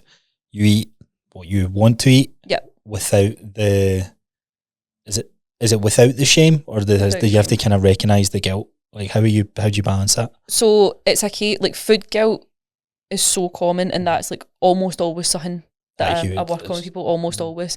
So when we start with unconditional permission to eat, it's more so like, we've figured out your food rules and now we're going to work against them. And it's a case that every day actively giving yourself unconditional permission. So that might mean that like, you can eat whatever you want, whether you've exercised, whether it's getting nutrients in it, whether you've just ate, whether you're not hungry, like, you are allowed. And it's giving ourselves that total freedom. But it's also that freedom to choose. So it doesn't look like, I want you to go away and eat absolutely everything all week. Majority of people don't. Like, majority of people might eat a wee bit more than they have been, because suddenly it's like, I'm going to use Dale as an example. So you have nails on like a harness and you're pulling her back, like my youngest pup, and she's got like a chest bit on it. She's going to push against that. That's the same thing. If you're like, I'm not allowed things, you're going to push against it. And then when you push against it, you feel shit, because you've got this rule of, I shouldn't have done it, and now I've done it. That's really shit, and it's a horrible cycle. If we start with, right, okay, you can do what you want, like, let's create that you're allowed that, it takes away that shame. And what does happen, and happens every single time, and has happened to every single person I work with, is we then create an environment of, you are eating more nutritional food, you are eating more in line with your goals, but it's coming from a place of choice, it's coming from a place of empowerment. Control. You've got the information, you're choosing what to do with it. If you're not happy with your choice, we're reflecting, we're actively taking steps on what to do next, but you're not doing a bad thing.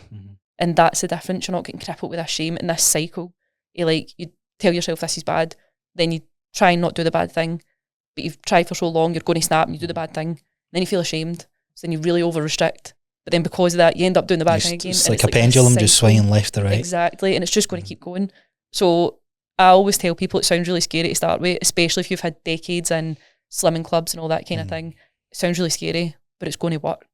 And sometimes that looks like eat a bit more for a few weeks, or a week even, or a few days, because it's the novelty. It's rarely ever a few weeks, it's usually like a couple of days if any. I was going to say how fascinating is the human body that it just regulates itself completely. It's like I didn't bring it up when you said about the McDonald's, but you go enough time without the food that you deem is not great, and then you have it again, you're like, oh, it tastes shit. Aye, it's completely wasn't as good as what I thought it was. Aye, and it's that way, like, look, for anyone listening, if I say, like, don't touch your nose right now, like, you're not allowed to touch your nose. Like you might notice that drive, you're like, oh, but I was doing this with Jill the other day, say yawning. Aye. So I seen a video, it's like, I'm going to make you yawn, and it's just videos of everybody yawning. I found myself yawning, I was like, what the fuck is that about? It's so cool. And then I done it to Jill, and she's like, this is so weird, I'm trying not to yawn. I actually feel like I'm going to yawn. So like, you hear yawning, you're like, but if you say to someone, don't yawn, you're not allowed to yawn. Like, you notice that wee bit in you that's like, oh, but now I want to, and it's human nature. If you're told, don't push the button, even if you don't care about the button, you want to push the button. And it's like, once you then get that permission, you might have the novelty. So again, if Nail's on a tight lead and I let her go in the lead, she might bolt, but then she's going to realise, oh, I'm not trapped anymore. Well, that's good. That's Cooper. See, when he's off lead, he walks beside me. See, when he's on the lead, he's like constantly pulling. That's them. I love that analogy. But when they're off the lead, they're right at my heels. And it's that freedom of like, I'm here because I'm choosing to be. And that is how permission to eat works as well. So I've genuinely never had someone that eats more than usual for weeks, like ever. It's usually like a couple of days or a week, if even. Sometimes it's less, because now we don't have these rules. No one's shaming us for doing it. Like, it's really important. And what that then looks like is like, for example, one of my clients now, they are tracking calories, which isn't very common in my clients. We don't tend to track calories. But she's tracking calories and they love it. Like they're having a great time with it because we've done this work, first of all, of unconditional permission to eat and removing food guilt. So like where they had a hen do at the weekend, they actively chose, you know what, I'm not going to track just because I'm going to be with people that I love. I don't want to be sitting on my phone, all that kind of thing. It's like, cool. They didn't go off the rails. They weren't like, oh, thank God I'm not tracking. I can eat whatever I want, because they can always eat whatever they want. They've always got permission. I'm not going to shame them. Nothing bad's going to happen. So you tend to not do the thing anyway. You know nothing bad's going to happen. You're not living in this fear. You're not living in this shame. You do what you actually want to do. Yeah. And that tends to be, if you've got a goal for a reason, that's what you want to do. You tend to align with it. So that's like one of the main things. That's like the first thing usually that's like I love that. I think it's brilliant. So on the flip side of that, so that's the psychological part. Anything else psychologically when it comes to nutrition pillars, or is that the main one? That's the main one. And then like food language around food, I think that's went big. backwards as well, where like it was doing so well and I feel like it's went backwards, but it does have an impact. If you're calling food bad, good, shite, all that sort of thing, it does have an impact. And you might hit a point where now I've done so much work in my relationship with food, I coach it, I might say like, oh, I eat absolute shite. I notice a wee jolt in me where I'm like, oh, I don't like that. It's just food. Like, it's not a bad thing. But I can say that a few times and it not make me feel guilty because it's just words. Yeah, I think that's the important part. It's like, what is the meaning behind it and how does it make you feel? And where are you at in your process kind of thing. And if you are still experiencing food guilt, overeating, all these kind of things, we need to check food language. We need to start changing it because it does matter. Like, it absolutely does. It's like the whole... I always think of like Scrubs, where he's like, sticks and stones will break my bones, but names will last forever. And it's like, words really make the biggest difference. They do. And if you've got this rule in there that's saying that you shouldn't eat certain foods and you're bad for doing it, if you're then aligning your language with that, you're feeding the rule. So we want to start working against it. So food language is massive psychologically. Things like emotional regulation, things like fun is like really, that's something that's like, again, one of the first, not first maybe, but I look at it quite early on, is like, where are we getting our like joy for? Because if we don't have joy in life, we're always going to look for it in food. We're always going to look for it.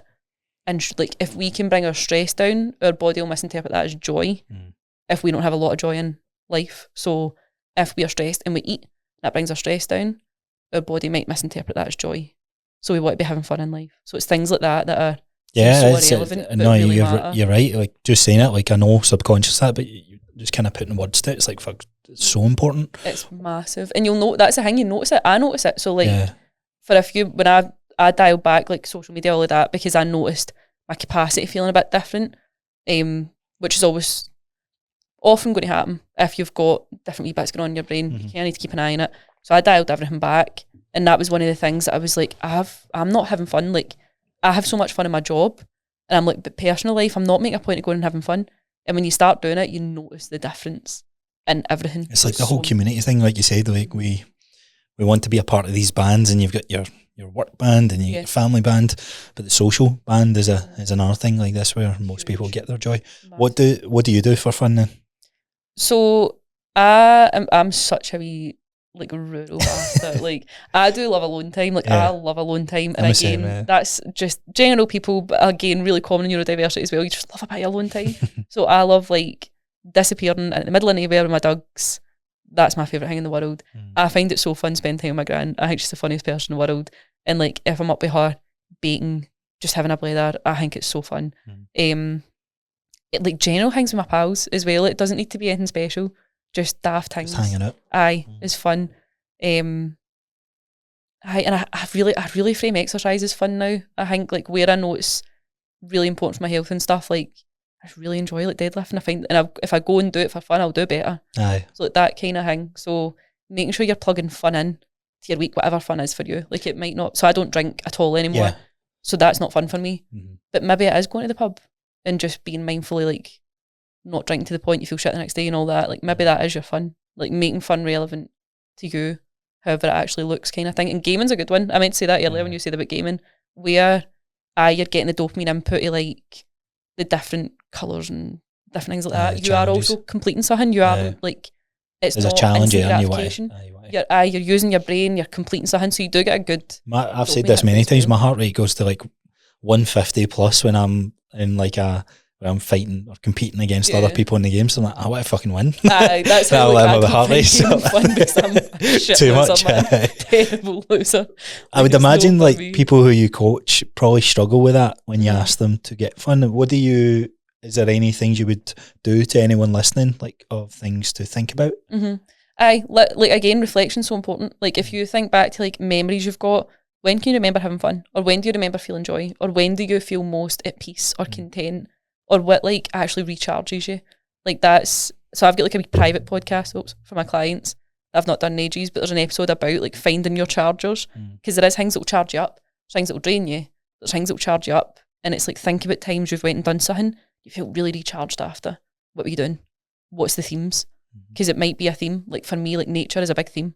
If I'm in nature, I'm going to feel fucking amazing. Like, and if I'm not, I feel awful. Like I need to be outside often.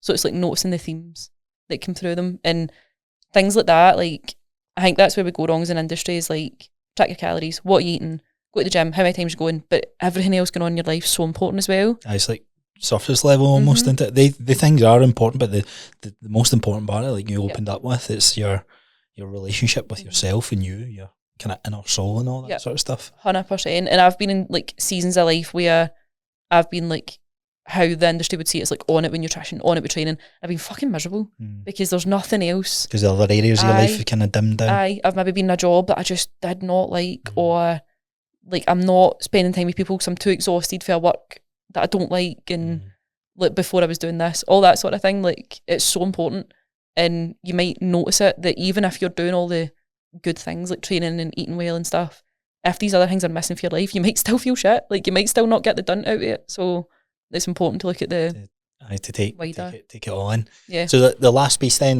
when it comes to the nutrition, what about the actual grits of nutrition? Is there anything that you're like, here, like you might not like fruit, but try it, or like is it like from a nutrient point of view? What's some things that you tackle? So nutrient wise, especially like fruit and veg, and we look at experiments. Like we treat it as an experiment. Like you're not failing, you're not doing a bad thing. If you try something you don't like it, cool, we're gathering data, we're figuring out what you like. But it's something that's so important, like from a nutrition point of view. So you're looking at more like the nutrient dense type of foods and why have I lost the word? What I'm looking for? Macronutrients and micronutrients and all that, in the balance of that. Are you going in, is that what you're thinking from a coach perspective? Like vitamin D deficiencies and all this sort of stuff? Or is it just like, I'm just going to try and get them eating foods that they might digest well or get their fibre intake up? So it's another place that I think can go quite wrong, is like sometimes I think the industry can be guilty of being like this many calories, this many grams of protein, but it's hard to be like, how does that translate into my life? Like what does that actually look like? So again, I might have a million tabs running and then funnel it down and be like, here's what we're going to look at. That's going to tick all the boxes.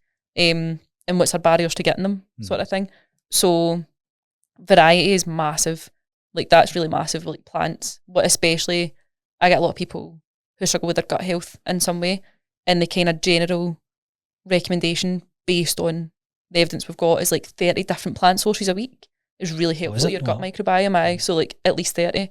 But that counts like your herbs, your spices, your lentils, your beans, things that we don't think of. So I'm like, I can't get one. Like, what the heck? But it's like, even if you don't think you like the portions specifically, if you just think you like those getting in your system in some way. So spices, fruit, veg, like beans, peas, that's a vegetable, lentils, that kind of thing, all matters. So that is something that's in there, but I tend to think it is like, there's a pyramid of food importance, and it's kind of like Maslow's hierarchy of needs, if you've seen it, but for food. And the most important things that you're eating. So like we start with, let's start eating regularly. Let's start getting food in and make sure we're getting enough. And then we can be a bit more into like, right, okay, now let's try and get like some protein in each meal. And it's really dependent where people are at. Sometimes people can go for a place of, right, our kind of ideal portions, like 25 to 40 grams of protein a meal. This is how this might look. What foods do you like? Based on your food diaries. You could have X, Y, and Z, and that's a portion. Let's try and get that in. Or it could just be, this person eats no protein almost. Let's get a wee bit of protein in each meal. So instead of going to 40 grams, let's go to 10. Exactly. Let's just get a source in there, and then let's look at how much of the source we're having, and maybe we'll increase the source, maybe we'll add this in, that sort of thing. So when you're talking about the pyramid, see the bottom layer of like, make sure that you're eating. Yeah. What does that look like? Is it every certain amount of hours? Is it a couple of times a day? Like what? I know it's going to be dependent on the lifestyle that the person lives, but what would be a generic thing that you recommend? The generic thing I would always recommend is between every 3 to 4 hours. Right. Especially from a point of view of like your metabolic health in general, and then which isn't the way, like, again, that's one of the words folk are like another buzzword, metabolism broken. But it's like, it's not a case of just your metabolic, obviously your metabolic health, everything your body does basically, but just to keep your fire burning kind of thing. But also in terms of overeating, binge type episodes, mindful eating, if you're stopping yourself getting to this starving level of hunger, your cravings are taking over your hunger, you're going to make more like intentional choices with things you genuinely want, sort of thing. So that's one of the things that are right away we get into practice is every 3 to 4 hours. And again, depending where the person's at, it doesn't need to be a big thing. Maybe we just have a wee fruit bar, or maybe we just have like a portion of fruit, or maybe we have like whatever else. It's just some fuel is going in the body. Get in the habit. It's like when someone's never been in the gym and you're like, just get in the building. If you walk on the treadmill and leave, cool. Like we're creating that habit of you're doing the thing, and then we'll start decorating the habit with whatever you need. So that's the kind of base layer. And again, that's based on the evidence we've got for binge eating, overeating, whether it's clinical or non-clinical. That's a good thing to aim for, like every 3 to 4 hours. But get familiar with your hunger and what your signs are. No, good. And then so it's moving to like more of the refined stuff. What would you say what's at the top then for you? So like the very top is supplementation. Right. Is like the top one, where like that won't massively matter until these ones are done. Right. So it's like eating enough, and then your macronutrients, and then your micronutrients, and then your timing. So things like pre-workouts, post-workouts, and then supplements. So it's kind of like start for the bottom and make sure you kind of work your way up. So there's no point in hammering supplements if you're never eating, like that sort of thing. So I would work our way up for it. But do you talk about sleep at all? Yeah, massively. Again, especially I'd imagine that's like super challenging. Yeah, and it can be like for anybody, as we know, massively. But again, my natural base that formed clients is people in like care-based roles. So teachers, nurses, like night shift workers, folk that have like a lot of responsibility, like massive responsibility on them for taking care of other people, and neurodiverse people. There's a lot of crossover, which is really interesting in a lot of ways. But sleep's massive, and especially neurodiversity wise, you can notice an increase in symptoms if your sleep's not in there, and that can be a bit of a tough cycle, because it's also like that can be what's stopping you sleeping, and then your symptoms get worse, and then it's harder to sleep. So it's a massive ping thing pong we look effect, at. isn't it? Huge thing we look at. And again, that's something that people feel a lot of shame over, that it's like you need to relieve the shame for. You're often not doing it on purpose, and sometimes if you are deliberately staying up late, there's a deeper meaning to that as well. So let's have a look at that, like revenge bedtime, and loads of folk do in my client base, but anyone, where you feel as though you don't get a lot of time to yourself through the day, so you stay up so late because it's the only time you get, especially like parents and stuff. I feel like young, being a kid and all that as well. And it can be that wee rebellion, because sometimes like if you're going through like a distressing time in life, you might have a wee regression where you start feeling like a bit of a kid again in some way, and it can be like a rebellion of, I'm going to stay up late, I'm going to do this, which I feel like I'd done when I started a business. I was like, I can stay up as late as I want. Can do I was like, I hate staying up late. Age catches up, you're like, actually I like just going to sleep at 9 o'clock. When you think you like staying out till your own time, now it's hitting like 11 o'clock, I'm like, listen, how did I do that? It's crazy, this is beyond my scope now. Just when you mention supplementation, is there anything when it comes to supplements that you find quite common things for people that you're working with? Yeah, so the main things that I do recommend is omega supplement, unless you're having oily fish 2 or 3 times a week. Right. Like an omega supplement. For anybody, massively important for your brain health. Some cool research in it being protective against dementia, which makes sense because it's your brain health and your heart health as well. And cool research in it helping with ADHD symptoms. Right. So it's one of these things, which again, brain health makes sense. It's something. Is it like the cognitive function? And me slurring my words. Maybe I need it. All the time. Like I talk so fast. And I don't catch myself all the time, so my words just run in. I catch myself some days and I'm like, man, I'm on point vocabulary wise. I'm like, what's happened? Like, I had a good night's sleep, right, cool. They need to play it off as if like I actually always say it properly. Like, I'm really why can I not show up like this when I do like an Instagram post or something like that? I feel as though like I slur so often, and I hate it when you go for a word and it just doesn't come out. You're like, well, this is alive, so we're out now. You're like, well, I'm just going to play it off. Just go for it. Heard it wrong. Just gaslight.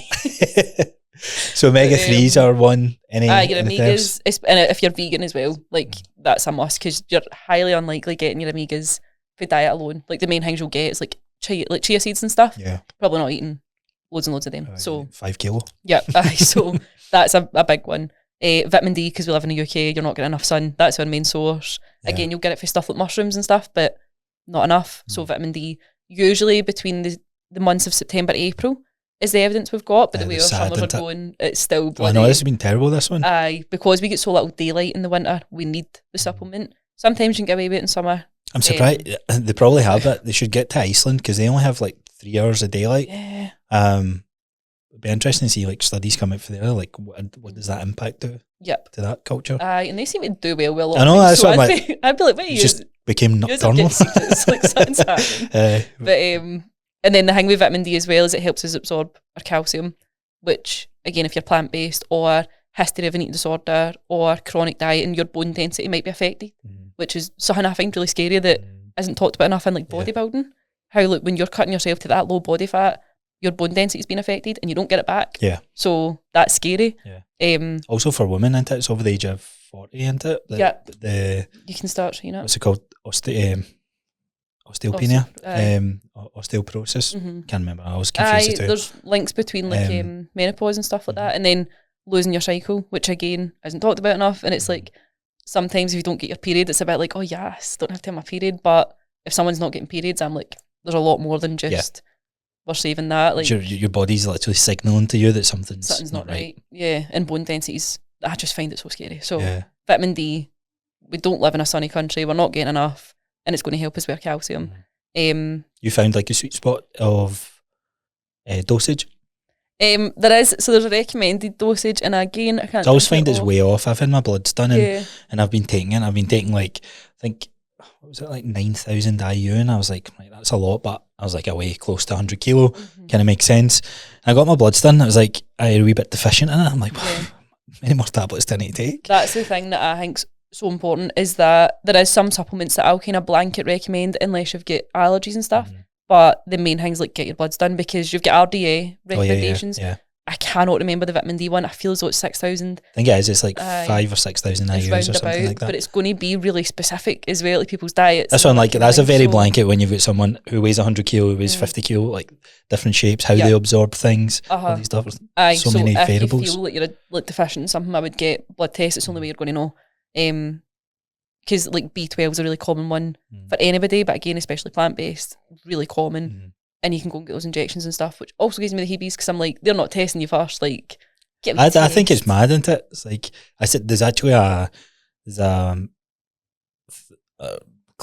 know what you call it, like a beauty type of clinic opened up like near where I stay, and it's a front shop, and it's all like, it's all based on aesthetics, but it's like the tummy stuff, like rub this cream on and it'll give you abs, and it's like the detoxes, and I'm like, we just went back 10 years. It's like, what has went on?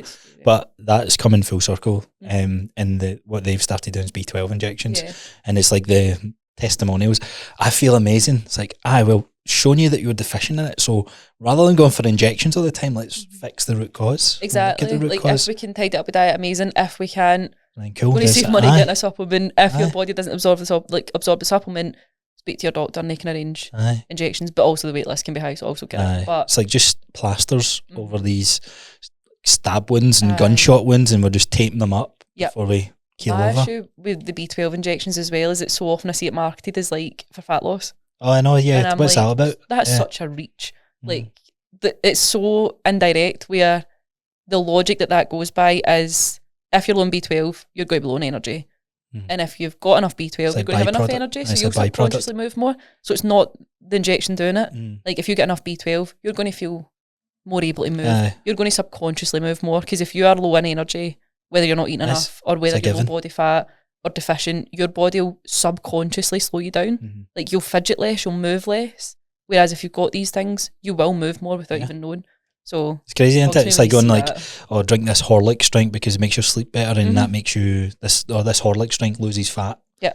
Instead of going, right, why does it lose fat? All right, cool. Is there other ways I can increase my energy? Am I eating regularly? Like you said. It's crazy, isn't it? It'll be interesting to see what the next sort of hype stuff. Wonder if it will be Ozempic.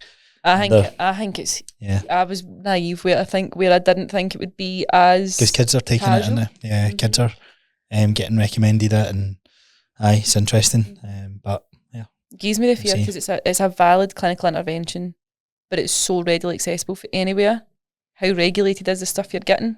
I know. And are they getting into side effects with you? Are they checking your bloods? Are they checking your health first? Like, are they checking your lifestyle? Like, the barrier to entry is like it's too easy, isn't it? Yeah, it's like, and it's got a place, man. Same with like gastric bands and stuff, they've got a place of sometimes clinical interventions they need. What do you think with gastric bands and that sort of stuff? I've seen, like, I hear a couple of people just that I know of, like, have got them done. Someone I used to work with, I remember actually him phoning me and he was like, Dale, you're the first person going, you like your fitness, this is what I'm going to do. And I was like, I remember I was so naive, I was like, why do you know, just like try lifting weights and that?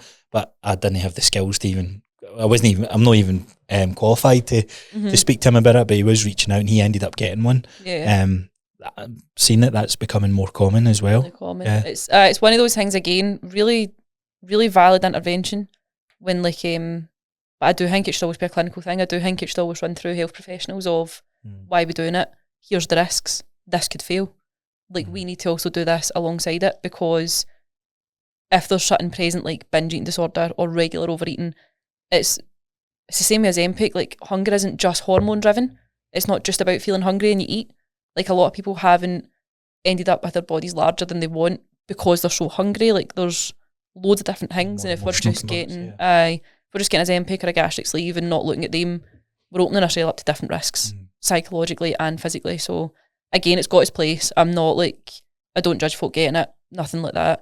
I do just wish it was a bit more, they give a bit more support alongside handled it. With care, your lifestyle, and is this the right thing for you? And here's the risks. Is it worth the risks to you? Like, that kind of thing. So, well, one thing to finish on then, like, do you think from it, so behaviour part of this is important, the relationship that you have with yourself is important. If you are on the fence of where it's a clinical disorder, do you believe there's ways back from that then? Or do you think that's where the interventions have their place then? In terms of, like, can it be reversed out? So if someone has a binge eating disorder, can that be worked on to be 100%, purified? 100%. And I think eating disorders is probably one of the toughest things when you get sport, because people have had terrible experiences. It can feel really complex. There's so much at play. It's really misunderstood, where people are kind of like, well, you're not... So being a lazy bastard. You're not super tiny, so you can't have an eating disorder. Like, why can't you just eat? And it's so misunderstood, so it can feel really hopeless. And eating disorders have the highest mortality rate of any mental illness, because there's not only the risk of, like, suicide, but there's also the risk of physically dying. Your body failing. Like, your body failing. It can be really scary and it can feel really hopeless, but 100% there's ways back. Like, 100% there's opportunities to heal. Like, there completely is. It is just a case of, you need the understanding, you need the space, and you need correct interventions to support you. And do you think the people who, so knowing that is an option, see the people who do then get moved on to gastric bands and all that sort of stuff, do you think that's been a failure from the intervention of the clinical support and the coaching?